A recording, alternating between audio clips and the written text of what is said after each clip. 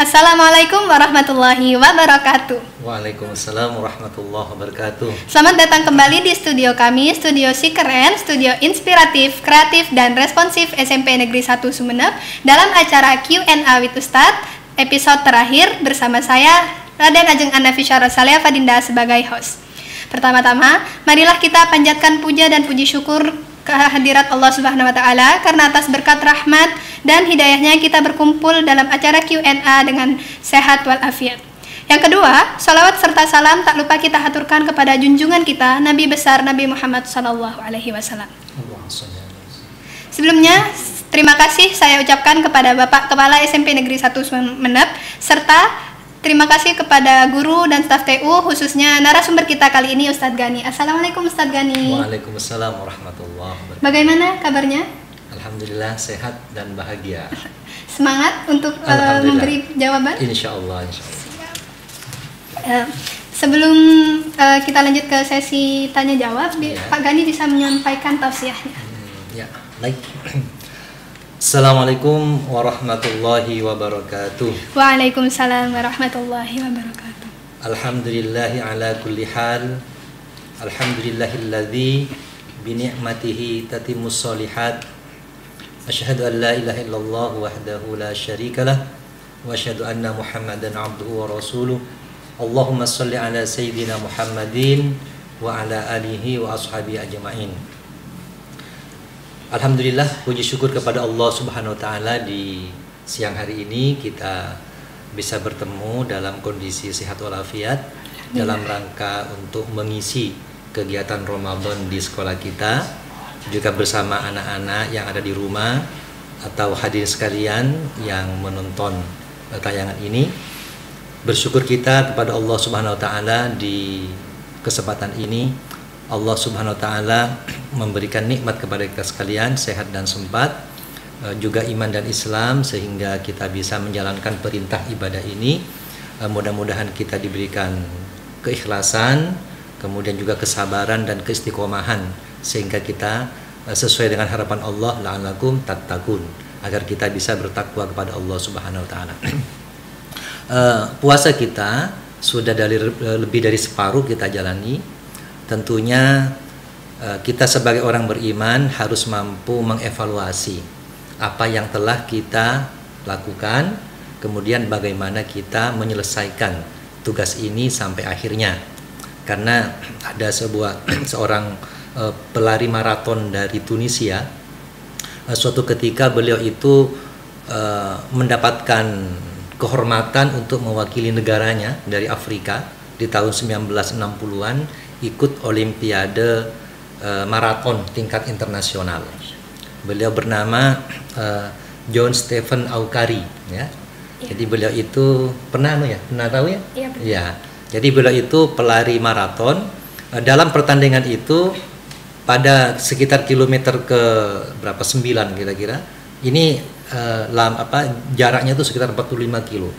Pada kilometer ke-9 itu beliau cedera, ya. Cedera sampai jatuh, luka parah. Kemudian beliau harus dirawat, ya. Tetapi ternyata beliau tidak berhenti di situ. Sampai akhirnya setelah seluruh peserta pertandingan itu, perlombaan itu ya, sampai di finish, sampai waktu yang sudah ditentukan. Setelah itu para panitia sudah siap-siap untuk menutup acara. Tiba-tiba datang ini orang, ya, dengan tertatih-tatih, lutut diperban, ya. Padahal dia sudah pasti kalah. Ternyata apa? Para penonton yang tersisa itu berdiri semua bersorak-sorak, memberikan semangat kepada John Stephen ini. Dan haru, ya. Mengapa orang seperti ini padahal sudah nyata-nyata kalah? Makanya saya kadang-kadang menyampaikan ada orang yang terkenal karena kekalahannya. Biasanya yang terkenal itu karena kemenangannya. Ini kekalahannya. Jadi mungkin seandainya beliau menang pada urutan ketiga atau kedua, mungkin tidak akan terkenal. Tapi karena kalah urutan terakhir, terkenal. Kenapa? Beliau mengatakan, saya diutus ribuan kilo dari negeri saya, bukan hanya untuk memulai, tapi juga untuk mengakhiri. Nah, itu quote beliau, sehingga nama beliau itu diabadikan menjadi salah satu gedung olahraga terbesar di negara Tunisia. Sampai sekarang terkenal karena kalah. Ternyata kalah menang itu bukan masalah, tapi yang terpenting bagaimana semangat kita, kesungguhan kita, keistiqomahan kita dalam memperjuangkan sebuah aktivitas, termasuk berpuasa. Jadi kita tidak tahu berapa pahala kita berpuasa, tidak tahu. Tapi Allah akan melihat bagaimana prosesnya, bagaimana kita memaknai puasa, bagaimana kita bersungguh-sungguh, ya. Sehingga orang ini akan menjadi pemenang yang sebenarnya.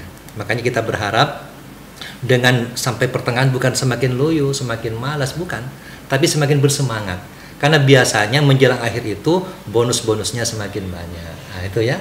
Banyak orang tertipu, banyak semangat di awal, tapi loyo di tengah, bahkan tenggelam di belakang. Ini yang tidak kita harapkan. Kita harapkan di pertengahan ini kita mulai mengatur diri lagi untuk menyambut malam Lailatul Qadar nanti pada 10 malam terakhir. Jadi nanti mungkin bisa kita bahas lebih panjang juga di acara itu tentang Al-Quran juga ya, di acara Nuzul Quran nanti ya. Tapi intinya kita begini, bahwa setiap orang itu tidak tahu apakah dia akan bertemu atau tidak dengan Lailatul Qadar. Tetapi malam-malam ini bagi orang-orang yang beriman itu betul-betul diburu.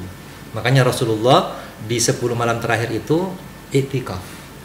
I'tikaf itu adalah menetap di masjid ya, untuk beribadah kepada Allah Subhanahu wa taala. Bisa itu ikut taklim, baca Al-Quran, sholat, zikir, pokoknya di masjid itu dalam rangka, bahkan keluarganya juga diajak gitu. Dari pentingnya i'tikaf. Cuman di masyarakat kita ini masih belum terbudaya ya. Tapi alhamdulillah 5 tahun terakhir ini sudah mulai ramai ya. Saya lihat di masjid-masjid yang saya sering hadir itu sudah mulai banyak ya. Seperti Masjid Darussalam itu bisa lebih 100 orang yang i'tikaf itu. Ya, lumayan. Di masjid lain mungkin masih dalam proses perjalanan untuk menuju lebih baik. Kenapa? Sebab di situ Allah melipat gandakan pahala kita. Jadi barang siapa beribadah, ibadah ini umum. Di malam Lailatul Qadar itu umum. Bisa jadi dia tilawah Al-Quran, bisa jadi dia belajar ilmu, bisa jadi dia itu zikrullah dan semacamnya. Nah, maka dilipat gandakan sampai 1000 bulan. Saya ingat murid kita ada namanya Alfi Syahri Ramadan, kelas 71, Alfi Syahri Ramadan. Jadi ini 1000 bulan Ramadan ya. Jadi orang tuanya itu berharap betul anak ini menjadi anak yang berlipat-lipat mungkin kebaikannya. Nah, ini. Jadi kita harapkan di akhir ini kita bisa semakin menyadari, semakin menerima perintah Allah ini dengan sebaik-baiknya, tentunya dengan proses, karena tiap orang itu berbeda. Jadi Allah melihat prosesnya, bukan hasilnya. Mungkin ada anak itu ibadahnya 1, naik ke 2, ini kan sudah naik. Daripada 8 turun ke 7. Padahal 7 dan 2 lebih tinggi 7. Tapi yang 8 turun, yang 1 naik. Nah, jadi Allah melihat prosesnya. Yang terpenting kita itu istiqomah. Istiqomah, bukan karomah, istiqomah. Jadi bahkan ulama-ulama sufi mengatakan bahwa 1 istiqomah itu lebih baik dari 1000 karomah. Ya, itu. Apa itu maksudnya? Karomah itu keluar biasaan.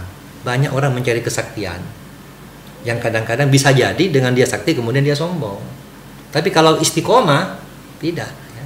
Sebagaimana para ulama itu, orang-orang sufi itu juga, itu beliau takut kalau diberi karomah. Takut. Dan memang Allah berikan kepada orang-orang soleh, seperti misalnya Umar bin Khattab. Beliau itu diberi karomah, bisa mimpin perang bukan di medan perang. Jadi beliau pernah khutbah, ketika khutbah itu Allah tampakkan pasukan kaum muslimin yang sedang perang. Dan beliau memimpin, wah kamu lari ke sana, kamu di sana posisinya, itu di tempat yang berbeda, diberi karomah oleh Allah. Tapi beliau tidak bangga dengan karomahnya, tapi beliau akan lebih tekun dalam rangka menjaga keistiqomahan. Misalnya Ocha misalnya dengan berpuasa tiba-tiba sakti misalnya, bukan saktinya yang dikembangkan, tapi bagaimana istiqomah dengan puasanya.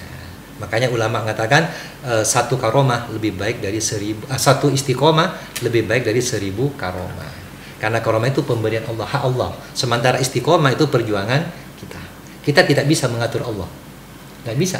Tapi kita bisa mengatur diri kita, tentunya dengan pertolongan dari Allah Subhanahu wa Ta'ala.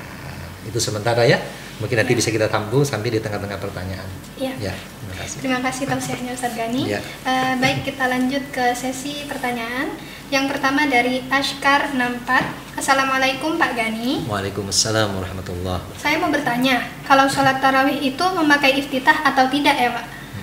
Ya, baik. Di sini ada dua hal iftitah ya. Yang pertama adalah membaca ya, iftitah. Artinya bacaan setelah takbiratul ihram sebelum Fatihah. Ya. Nah, maka untuk semua sholat itu ya, itu rata-rata tetap pakai iftitah. Tapi hukumnya sunnah. Tidak baca pun tidak apa-apa. Tapi eman kesempatannya. Yang terjadi kan banyak. Yang terjadi itu sholat tarawih itu Allahu Akbar langsung Fatihah. Karena mengapa? Karena dianggap tidak baca iftitah itu tidak membatalkan sholat. Betul. Tapi tidak dapat keutamaan baca iftitah. Ini orang apa ya? Namanya apa ngompres itu ya, dipres-pres saja itu kurang utama, tapi lebih utama tetap membaca iftitah. Iftitah pun tuh banyak macamnya, ada yang panjang, ada yang pendek. Yang pendek misalnya Allahu Akbar kabira walhamdulillahi katsira wa subhanallahi bukratan wa asila, cukup boleh itu iftitah juga. Banyak macamnya, ada wajah tu wajhiya, ada Allahumma ba'id baini, ada juga banyak macamnya. Jadi kalau kita ini mempelajari, ternyata Rasulullah itu memberikan contoh bacaan itu banyak macamnya. Termasuk bacaan ruku itu bukan satu bacaan, banyak jenisnya yang Rasulullah contohkan. Artinya mungkin kita bosan dengan satu bacaan, mungkin dengan bacaan yang lain. Variasi lah begitu ya. Kalau baju ganti-ganti baju. Nah itu. Jadi kita tetap baca. Saya anjurkan tetap baca doa iftitah. Karena itu tetap doa yang sangat bagus. Cuman ini masalahnya, tarawih itu kesusu, mau berhenti itu. Padahal kalau kesusu berhenti, tanda tidak bisa menikmati. Itu tanda itu. Memang ya karena panjang, mbak sholatnya banyak ya. Tapi jangan terlalu lah begitu ya. Dibaca mungkin cari bacaan yang lebih singkat. Tetap lebih utama dibaca. Ada dua, yang kedua, sholat iftitah. Ini jarang diketahui. Sholat iftitah. Ini di dalam biasanya sholat tahajud itu diawali dengan sholat iftitah 2 rakaat. Ini biasanya hanya baca Fatihah saja, tidak baca surat, tidak baca doa iftitah.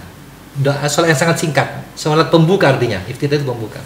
Ya. Nah, disunahkan juga di sholat tarawih memakai sholat iftitah. Cuman tidak lumrah di Sumenep, hampir tidak ada yang mengerjakan. Tapi kalau di kota-kota besar itu ada sudah, dan itu boleh. Nah. Itu Ustaz, kan imam kalau lagi baca Al-Fatihah, kita boleh nggak baca iftitah saat imamnya baca Al-Fatihah? Ya baik. Kalau imam sudah baca, kita terlambat ya. Jadi kita masuk sholat berjamaah itu sudah imam baca Fatihah. Menurut saya sebaiknya langsung menyimak Fatihahnya. Ya. Lebih utama kenapa? Karena imam itu dikeraskan itu kan juga supaya disimak ya. Bahkan ada sebagian pendapat mengatakan bahwa bacaan imam itu juga bacaan makmum. Ada dari salah satu hadis riwayat Muslim mengatakan bahwa ketika imam itu membaca Fatihah dengan keras, itu makmum itu sudah menjadi bacaan makmum, dia tidak baca Fatihah. Tapi ini ditentang oleh pendapat yang lain bahwa sholat itu tidak sah tanpa bacaan Fatihah. Makanya tetap baca Fatihah walaupun makmum itu sudah mendengarkan Fatihah. Tapi ketika imam baca Fatihah itu disimak ya. Setelah itu maka makmum membaca Fatihah. Ada sebagian pendapat mengatakan imam menunggu. Jadi setelah waladhdallin amin, imam itu menunggu sebentar biar makmum ada waktu membaca Fatihah tanpa baca surat, karena nanti imamnya juga baca surat. Ini banyak masalah fikih, ini banyak para ulama itu berpendapat banyak sekali. Makanya kadang-kadang semakin pintar kita, semakin kelihatan bodoh. Karena semakin pintar kita, semakin mengkaji satu titik, itu akan pecah-pecah lagi, cabang-cabang lagi itu, cabang-cabang lagi sampai pada titik ternyata kita bodoh, ternyata itulah, itu tanda. Tapi kalau orang merasa pintar, dia kebodohan yang sebenarnya. Orang yang pintar dan merasa bodoh itulah pintar yang sebenarnya. Ya. Itu, ya. Saya mau nanya lagi, Ya. tiga pengalaman sih. Kan katanya Ustadz Gani dikasih waktu sama imam. Iya. Nah, kalau imamnya nggak ngasih waktu itu gimana? Itu memang ada yang seperti itu. Tapi rata-rata nggak ngasih waktu rata-rata. Ya. Ya sudah baca seanunya. Karena ini pendapat bahwa tetap wajib baca, ya. Iya. Nah, jadi baca ya dengan ya tentunya ya ini perlu sebenarnya begini, perlu apa ya?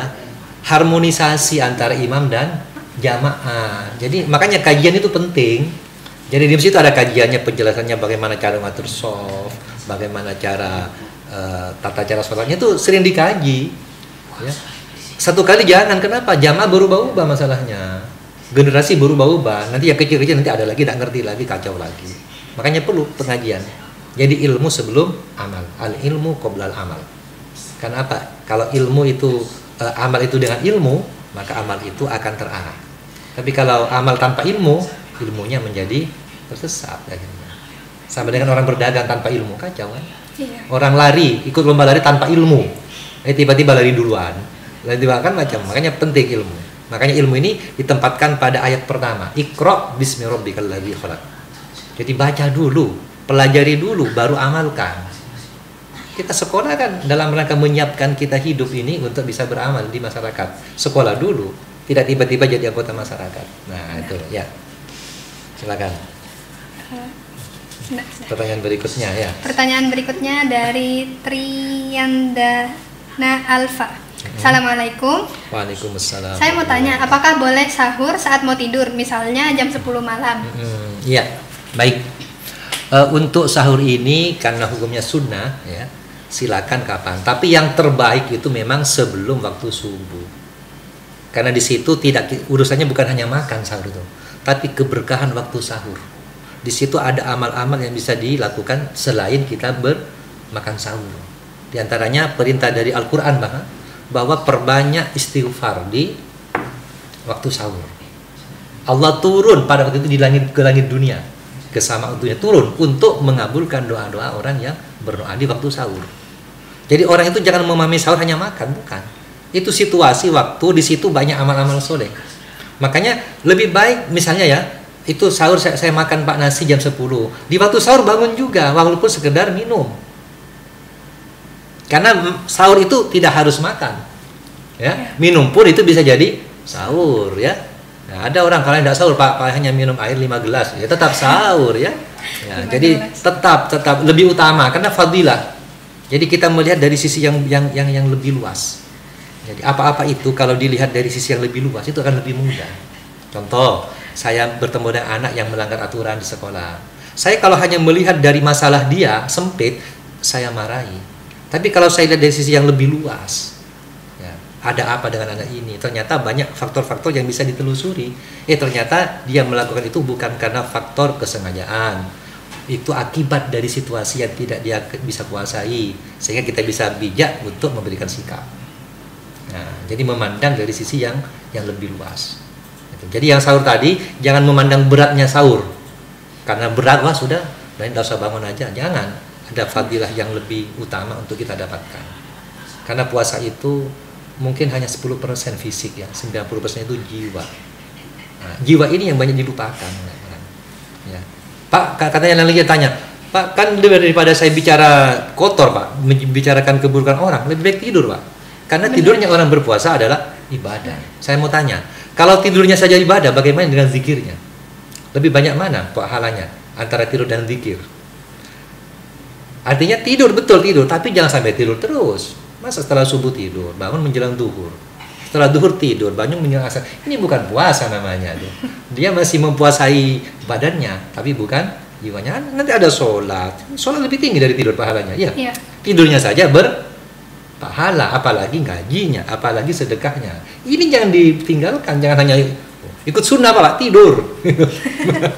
Ya. Nah, makanya begitu. Jadi sudut pandangnya harus diperluas.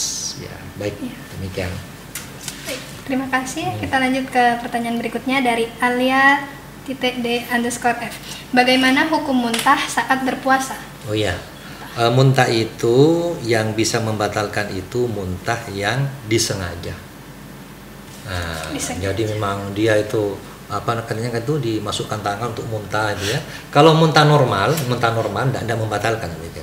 Tapi kalau dia setelah muntah jadi pusing macam-macam, berarti dia sakit. Karena sakit maka berlaku hukum orang yang sakit. Bisa dia tidak berpuasa karena sakit, tapi mengganti pada hari yang lain.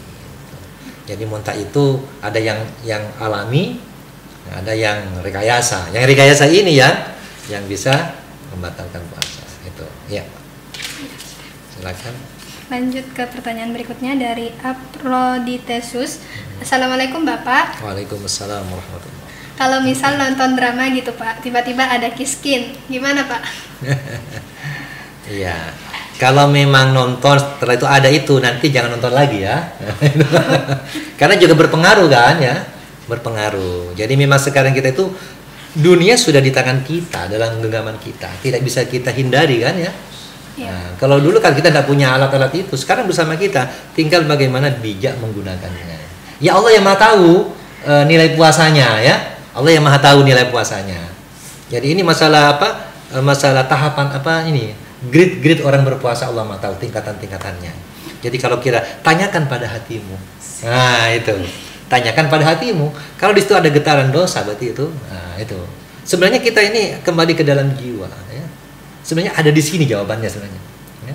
Apa itu? Dosa adalah sesuatu yang membuat kita itu menjadi tidak tenang. Nah, tanyakan pada hati. Itu dosa. Jadi salah satu indikator dosa membuat kita tidak tenang. Kita takut itu apa? Kita tidak ingin kelihatan orang. Gitu. Nah, kalau membuat kamu tenang, hati nurani ya, maka itu adalah amal baik. Hati nurani tapi bukan yang terbungkus dengan nafsu, bukan. Hati nurani. Nurani itu suci, fitrah. Makanya tanyakan pada hatimu. Ibda binafsik. Tanyakan pada diri kita. Makanya saya sering bilang itu jiwa kita itu seperti samudra. Ya, jiwa kita ini seperti samudra. Pandangan mata kita itu paling hanya ke tembok. Tapi pandangan mata hati tembus bahkan bisa ke kubur. Coba sekarang punya saudara yang meninggal. Nyata depan mata hati kita. Mata kita enggak, tapi mata hati tembus. Pendengaran itu juga, telinga hati. Ya itu. Nah, rasakan penderitaan orang itu dengan telinga hati, dengan mata batin ya. Makanya Ibnu Athaillah Asy'akandari itu ngarang sebuah kitab yang terkenal namanya Al-Hikam. Itu judul kalimat di terjemahannya berjudul Mempertajam Mata Hati. Itu bagus itu kajiannya. Ustaz-ustaz pondok itu banyak tahu itu Al-Hikam itu ya. Itu buku kitab tasawuf untuk penyucian jiwa. Karena dalam berpuasa itu sebenarnya ada beberapa tahapan sebenarnya. Yang pertama adalah yang namanya takholli. Takholli itu dalam bahasa psikologi disebut dengan purification, pembersihan. Nah, membersihkan diri dari karakter-karakter buruk, takholli, penyucian diri. Ya, dalam bahasa lain disebut tazkiyatun nufus, penyucian jiwa. Nah, ini penting bagi orang berpuasa, bahkan bukan hanya berpuasa, bagi orang hidup. Kenapa penyucian? Kita ini kan wadah itu ya. Kalau kita ini kotor wadahnya, diberi barang bagus, akan menjadi kotor. Ya. Karena masih kotor. Makanya disingkirkan dulu, penyucian dulu, dibersihkan dulu, bersih-bersih. Jadi sifat-sifat jelek kita, marah kita kurangi. Tadi baperan ya, kemudian overthinking ya, mudah curiga, dengki itu mulai dibersihkan. Kita dinolkan dulu, netralkan dulu. Sebab begini, kalau saya buat garis bilangan ya, dari 0 di tengah, ini min 1, min 2, min 3. Ini 1, 2, 3. Kalau kita dari min 3 mau ke 3, kan harus lewat 0. Iya. Iya kan? Jadi kalau kita mau jadi positif, itu harus netral dulu. Tidak mungkin dari min 3 langsung ke 3. Tidak mungkin. Lewat 0 ke min 2, ke min 1, ke 0. Netral. Baru setelah netral, baru bisa diisi dengan 1, 2 kebaikan-kebaikan. Maka yang kedua, adalah tahalli. Tahalli itu mengisi dengan karakter-karakter baik. Nah, yang buruk sudah dibuang. Yang kedua tahli itu dalam bahasa psikologi disebut dengan beautification. Nah, mempercantik diri dengan amal-amal soleh. Sabarnya ditambah, syukurnya ditambah, kemudian nggak baperan ya. Nah, kemudian berterima kasih, bersyukur ya kepada siapa saja, bahkan kepada benda-benda pun tidak apa-apa. Terima kasih bajuku telah membersamaiku ya.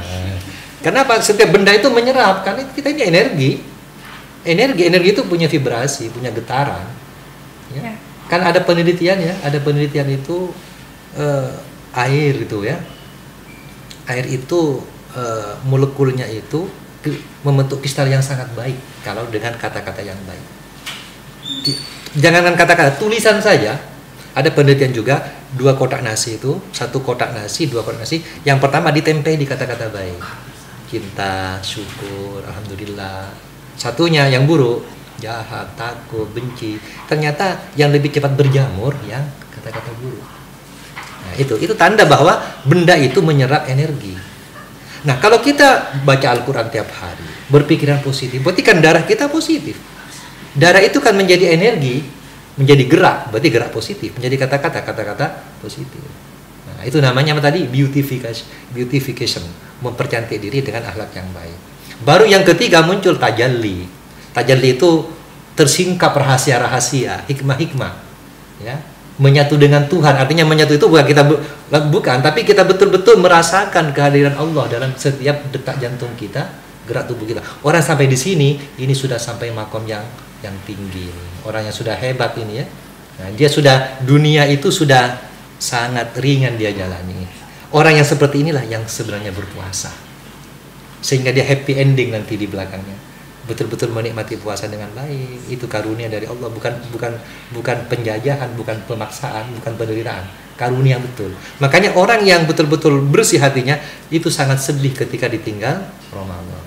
Sementara orang yang tidak itu senang ditinggalkan karena akan kembali kepada nafsunya. Tapi tidak mudah ya. Kita berproses semuanya.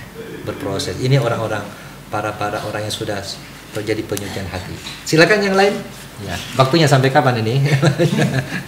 Kalau dari Ustadz Gani, maaf. Ya. Pertanyaan terakhir sudah ini dari Minggar Mahen. Assalamualaikum warahmatullahi wabarakatuh. Waalaikumsalam warahmatullahi wabarakatuh. Saya ingin bertanya, apakah berenang dapat membatalkan puasa? Ya. Apakah berenang dapat membatalkan puasa?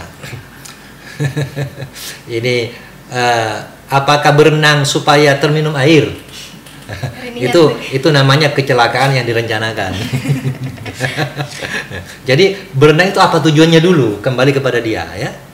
Kalau tujuannya untuk supaya jangan ya, lebih baik jangan, hati-hati. Jadi kenapa di situ rawan kemasukan air kan, memang sudah tahu bulan puasa masih berenang kan, khawatir. Jadi itu seperti berjalan di pinggir, rawan terjatuh. Nah, rawan terjatuh. Jadi lebih baik jangan dilakukan, lebih baik ya, karena khawatir. Namanya sudah menyelam ke air ya, khawatir kemasukan gitu ya. Jadi lebih baik jangan. Kalau tidak masuk ya tidak batal gitu. Kalau tidak masuk tidak batal ya. Tapi kita tidak bisa mengontrol kan masuk tidaknya air ke dalam tubuh kita. Nah, itu. Jadi lebih baik berhati-hati. Sebab begini, kadang-kadang orang itu cari gampangnya, kadang-kadang ya apa ya, nyoba-nyoba gitu loh ya. Makanya kita juga lebih baik kita maksimalkanlah kesempatan beribadah itu. Minimal yang pertama ibadah hati tadi.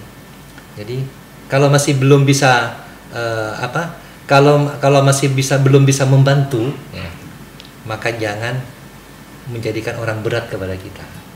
Kita belum bisa bantu dia, jangan sampai kita jadi berat bagi dia. Minimal begitulah ya. Tidak membebani.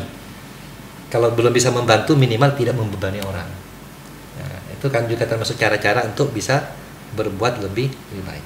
Kuncinya adalah happy ending Ramadan. Bagaimana kita bisa menemukan malam Lailatul Qadar. Nah, mau tahu tanda-tandanya ya? Aja ya. Nah, jadi memang Rasulullah itu, Allah itu tidak memberikan tanggalnya secara pasti.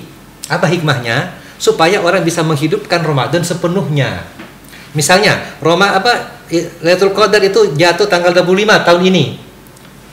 Hari lain tidak akan beribadah orang. Tidak akan beribadah. Kenapa? Saya butuh ini saja. Karena senilai dengan 84 tahun. Ya. Tanggal 1, 2, 3 main-main saja. Yang penting tanggal 25. Itu kalau ditentukan tanggalnya.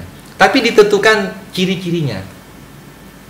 Jadi supaya kita ini misalnya diantaranya ciri-ciri itu, waktu itu misalnya ini kena malam Lailatul Qadar ya. Waktu itu dunia seperti damai. Tenang udara, tidak ada awan di langit gitu ya. Dan paginya itu matahari cerah tetapi tidak menyengat. Salah satu tanda itu. Cerah tapi tidak menyengat. Ya, tanda kelembutan di situ ya. Tapi kita tidak tahu. Minimal begini. Sebelum terakhir kita berusaha untuk memaksimalkan ibadah. Kalau mampu silakan itikaf. itikaf ya. Tidak mampu semalam ya 2 jam lah, misalnya kita berangkat itikaf itu jam 1 malam ya, jam 3 sahur pulang, tidak apa-apa, gunakan untuk intinya minimal menambah, siapa tahu nanti kita ketemu dengan malam Lailatul Qadar ya. Sebab di zaman dahulu itu ada, di zaman Bani Israel itu orang yang beribadah sampai begitu 84 tahun, ternyata bisa dikalahkan dengan 1 malam dari umatnya Rasulullah. Ini umat utama ya, umat utama.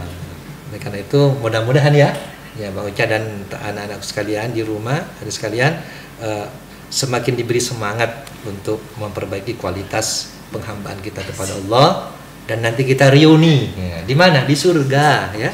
Dunia tempat berjuang memang ya, tempat berjuang. Jadi kalau ingin enak di surga nanti, di dunia tempat berjuang ya. Demikian ya, terima kasih ya. Terima kasih kepada narasumber hebat kita. Berakhir sudah pertanyaan-pertanyaan dari teman-teman semua. Mungkin ada closing statement dari Ustadz Gani? Ya, baik, kepada terutama para siswa SMP 1 Sumeneb dan hadirin sekalian, kita tidak tahu apa yang akan terjadi setelah ini. Makanya seandainya kita ini bisa berbuat baik, itu bukan kemampuan kita, tapi pertolongan Allah. Makanya kita tidak boleh sombong dengan kebaikan yang kita lakukan. Allah balik, habis sudah. Jadi tetap kita bersandar pada Allah. Segala yang kita ketahui, mungkin pinter, mungkin kita baik, itu bukan prestasi kita. Itu karena Allah memilih kita untuk menjadi baik maupun pinter. Gunakan dengan sebaik-baiknya, menyebarkan kebaikan. Kalau ingin lebih baik, bukan dengan cara saya menang kamu kalah, bukan. Tapi menangkan setiap orang, sehingga kita menang bersama. Kalau kita maju, kita yang maju, bukan saya, tapi kita. Sehingga semuanya menjadi win-win solution, solusi menang sama menang. Demikian kira-kira. Terima kasih Ustadz Gani, dan terima kasih kepada teman-teman yang sudah stay tune di YouTube kami SMP Negeri 1 Sumeneb Official. Jangan lupa like, comment, and subscribe di YouTube kami. Saya sebagai host atau pembawa acara mengucapkan mohon maaf dan terima kasih jika dalam acara ini terdapat banyak sekali kesalahan. Kurang lebihnya mohon maaf. Wassalamualaikum warahmatullahi wabarakatuh. Waalaikumsalam warahmatullahi wabarakatuh.